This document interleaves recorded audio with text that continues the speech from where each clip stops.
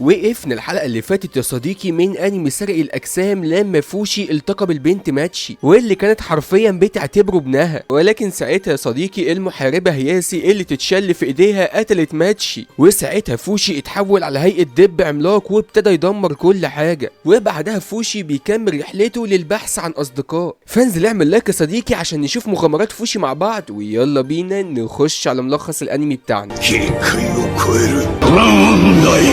白い家だライオン真のエスカノール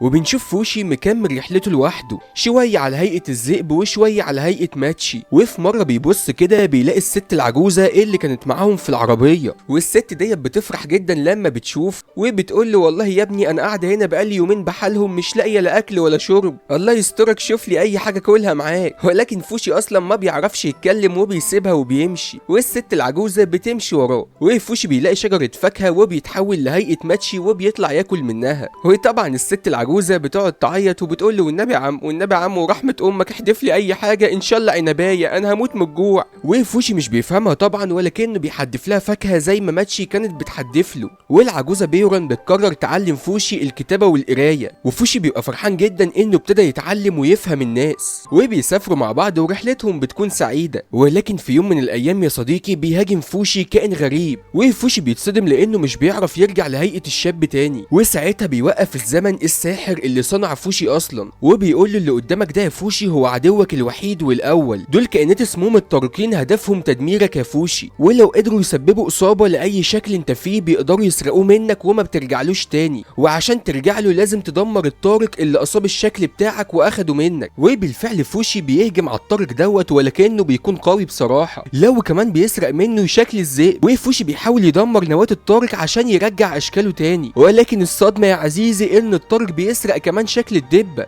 وفوشي كده مش متبقي له غير شكل ماتشي، لو اتاخد منه فوشي هيخسر كل حاجه ويرجع حجر تاني. وفوشي بعد محاولات بيقدر بجسم ماتشي ياخد النواه بتاعه العدو، ولما بيدمرها بيرجع له كل الاجسام اللي العدو سرقها منه، وبينتقل المشهد للاخوين شين وجوجو، ودول بيبقوا ايتام وكل حلمهم انهم يجمعوا فلوس علشان يشتروا بيت بدل ما بيناموا في خيمه في الشارع. وبالفعل جوجو بيبقى بيشتغل جامد جدا عشان يحوش فلوس، ولكنه بيرجع في يوم من الايام بيلاقي الفلوس اللي محوشينها في العلبه ناقصه، ولما بيسال اخوه شين بيقول له معرفش والله يا اخويا هتلاقي حد دخل الخيمه بتاعتنا وسرقها. وجوجو بيقول ربنا يبتلي بنسيبها يا رب اللي بيسرق تعبنا وشقانا الهي يصرفهم على نور عينيه. وشين بيقول له بس ما تدعيش عليه. وجوجو بيطلع كالعاده عشان يشتغل ويجمع فلوس ويحقق حلمه هو واخوه، وبيشوف البنت اللي بيشوفها كل يوم في السوق بتدور على الكلب الضايع بتاعها، وشكل كده الواد جوجو بيكون معجب بيها، وبيلاقي الكلب بتاعها وبيديهولها، والبنت بتقول له كتر خيرك والله يا اخويا خد الخاتم دوت هديه مني ليه. وطبعا الواد جوجو وشه من كتر الكسوف بيجيب الوان، وبيكون مروح فرحان جدا وبيقول لاخوه انا اسعد واحد في الدنيا، ولكنه لما بيروح مش بيلاقي اخوه، وبيلاقي العلبه اللي فيها الفلوس كلها فاضيه، وفيها رساله من اخوه بتقول له معلش انا كنت لازم اختار طريقي. وجوجو بيقول الله يخرب بيت الاخوات على سنينهم على اللي عاوز يبقى ليه اخوات، الواد اخويا قلبني في كل فلوسي وخلع. وجوجو بيقول محدش بيقدر ظروفنا واوجاعنا وكل اللي معدي بيظروفنا وبيخدعنا. وبيبص كده بيلاقي البنت اللي كان معجب بيها في شجره هتقع عليها،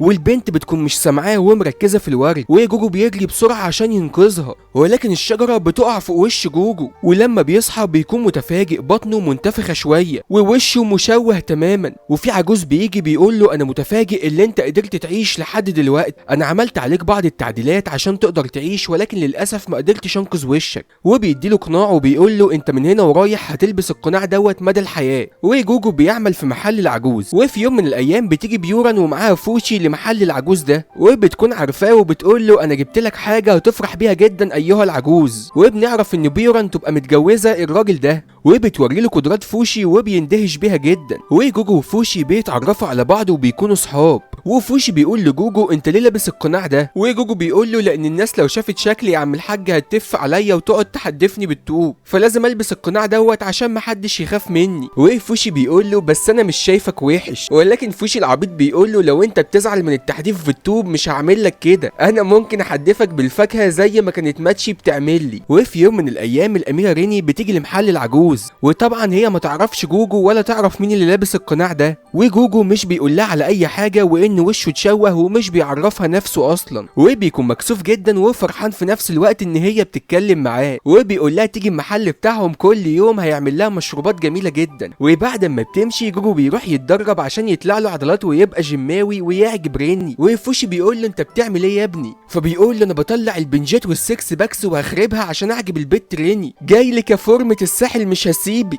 وبيروح ياكلوا والعجوز دوت وبيران بيتفقوا ان هم يستغلوا فوتشي ان هو يستخدم قدرته ويشتغل في السيرك والناس تدفع فلوس. وبعدها العجوز بيقول انا ممكن برضو استغل جسمه واعمل منه مشروبات الخلود. وساعتها جوجو بيتضايق جدا وبيقول لهم انا مش هسيب حد يستغل فوشي ابدا، فوشي دوت دلوقتي بقى اخويا الكبير ولازم احميه. وفي يوم جوجو بيسال فوشي هو انت ايه اللي بتقدر تعمله تاني غير انك تغير شكلك؟ وفوشي بيقول له بقدر اعمل رمح. وجوجو بيقول له فوشي معناها خالد يعني اكيد انت عندك قدره شفاء الجروح. وبيجرب يجرحه جرح بسيط وفوشي بالفعل بيخف منه، لا وكمان بيقدر يكون سكينه زي اللي اتجرح بيها. وجوجو بيعرفه ان انت كده بتقدر اي حاجه تلمسها تكون زيها. وبيقول له قدرتك عظيمه يا فوشي ما تخليش حد يستغلك ابدا. وجوجو بيقول له انت لو قدرت تتحكم في النار وتكونها هتكون قوي جدا. وبيلسعه بالنار عشان يكون زيها ولكن فوشي ما بيقدرش يكونها، هو لكنه بيزعل جدا من جوجو لانها وجعته وبيسيبه وبيمشي. وبنشوف ريني جات المحل بتاع الراجل العجوز وبتقول له انا عاوز اساعدك واشتغل معاك وما تخافش مش هاخد اي فلوس. والراجل العجوز بالفعل بيوافق، وطبعا هي بتعمل كده لانها حابه تكون جنب جوجو طول الوقت. وفي يوم ريني بتقول له انا في تعويره في ايديا ما بتخفش خالص بقالها كتير. وجوجو بيروح يقول للراجل العجوز عشان يديله دواء، ولكن ساعتها الراجل العجوز بيفتح القناع بتاع جوجو وبيحط خرطوم لحد ما بيوصل لبطنه وبيقعد يشفط منه سائل. وجوجو بيقول له ايه ده؟ فالراجل بيقول له انت لما جيت لي اول مره بصراحه ما كنتش فاكرك هتعيش، وقلت طالما انت مش هتعيش استفاد بيك واعمل اختراع، وهو ان احط جوه بطنك حاجه بتتفاعل مع المعده وبتكون مشروب دوائي. وبصراحه انا اتفاجئت اللي انت عايش اصلا. عموما ما تخافش الموضوع دوت مش هيموتك يا جوجو. ولكن جوجو بيتضايق جدا ان الراجل ده بيستغله وبيسيب له مكانه وبيمشي. وجوجو بيكون فاكرهم هيدوروا عليه ولكن محدش بيعبره ولا بيجي وراه. وساعتها جوجو بيقول انا مش محتاج لحد يعتني بيا، انا ما بقتش صغير وهشتغل واكسب فلوس وهدي الكل بالجزمه. وصاحب الارض اللي جوجو شغال فيها بيفرح بيه جدا لان جوجو احسن واحد بيشتغل، وبيعزم جوجو على العشاء وبيقول له بص يا جوجو انت عايش لوحدك بعد ما فقدت اخوك شين، ايه رايك يا ابني تعيش معايا هنا واعتبرك واحد من عيالي؟ ولكن ولاد الراجل بيقولوا احنا مش موافقين يا بابا.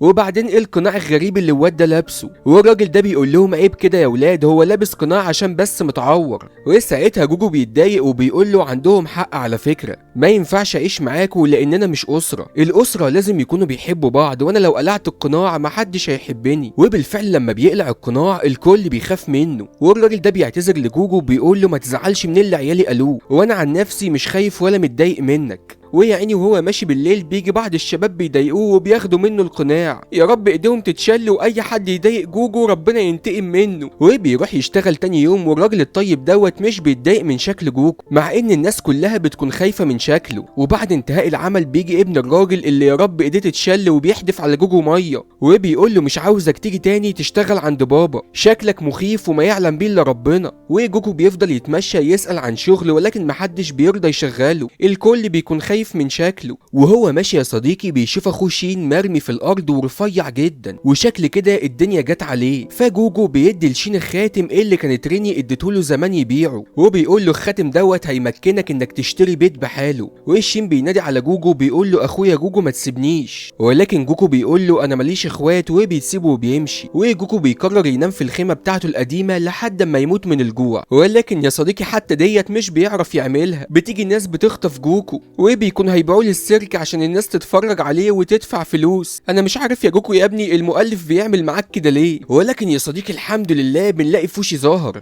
وبينقذ جوجو من العصابه اللي عايزه تخطف وبيقضوا ايامهم سوا كاخين وبيكونوا فرحانين جدا. ولكن في يوم جوجو بيقع من كتر التعب، وده بيحصل لان جوجو بقاله اكتر من اسبوع ما كلش وجسمه حرفيا بينهار. وجوجو بيقول انا كنت عارف اني هموت من الجوع. ولما فوشي بيشوف جوجو بيموت ده بيحفز عنده صنع الاشياء، وبيقدر يعمل اي حاجه كلها قبل كده. وبيقعد يتكلم هو وجوكو، وجوكو بيفهمه ازاي بيصنع الاشياء دي، ان اي حاجه بتحفز العاطفه عنده بيقدر يعملها، او اي حاجه حفزته جسديا زي ان سكينه تعوره بيقدر يصنعها. وجوكو بيحكي لفوشي قصته، وبيقول له ان هو وشين كان عندهم عيله مكونه من اب وام واخين، وكانت حياته جميله جدا لحد اما في يوم ابوه وامه واخواته بيمشوا بيسيبوه، ومش بيتبقى غير هو وشين. وساعتها بيعرف ان دول اصلا ما كانوش اهله، وان كان هو واخوه شين شغالين عندهم مش اكتر. وجوجو بيقول لفوشي انا بحبك جدا وبعتبرك اخويا بالظبط، انت الوحيد اللي جيت لي يا فوشي واكلتني وما تخليتش عني، انا كنت واخد في حياتي بالجزمه وكان ما يعلم بحياتي الا ربنا، والا وانا مت يا فوشي خد شكلي وما تنسانيش لو سمحت يا فوشي. وواضح ان فوشي بقى يحب جوكو، وبيقول له ان شاء الله مش هتموت يا عم الحاج وهنعيش سوا. وبنلاقي رين ظهرت وبتقول لجوكو كنت عمال ادور عليك بقالي كتير قوي يا عم الحاج، ودي بتكون الصدمه لجوكو. رين كده ممكن تشوف وشه وتخاف منه، فانزل بسرعه يا صديقي اعمل لايك لو عايزنا نكمل في حكايه فوشي والواد جوكو وهيحصل لهم ايه، ويا ترى رين هتشوف وش جوكو ولا مش هتشوفه، ولو شافت وش جوكو تتوقع هيحصل ايه يا صديقي. فانزل اعمل لايك بسرعه واشترك في القناه عشان نعرف كل ده. وكان معاكم نور من قناه ملخصات نور، وبس كده، سلام.